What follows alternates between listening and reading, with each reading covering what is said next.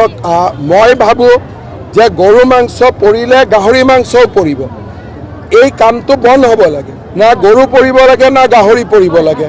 আৰু সেইটো কাৰণে আমাৰ যিটো গৰুৰ মাংসক যিটো আমি ৱেপনাইজ কৰিব খুজিছিলোঁ দুই এজনে, যে হিন্দু মানুহ আঁতৰি যাবৰ কাৰণে গৰু মাংস থৈ দিম, হিন্দু আঁতৰি যাব। তেতিয়া আমি ভাবি চাব লাগিব যে গাহৰি মাংস থৈ দিলে মুছলমান মানুহ আঁতৰি যাব।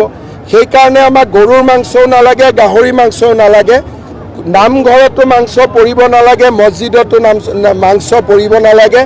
অসমখন শান্তি আৰু প্ৰগতিৰ এটা মহাস্থান হৈ থাকিব লাগে। আমাৰ মুছলিমে কোনো আন্দোলন কৰা নাই, হিন্দু হ'লেতো আন্দোলন কৰিলে, তাৰো আন্দোলন কৰিব।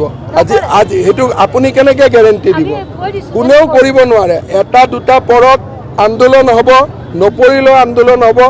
মই ক'ম গৰু মাংস পৰিলেও আন্দোলন হ'ব লাগে, গাহৰি মাংস পৰিলেও আন্দোলন হ'ব লাগে।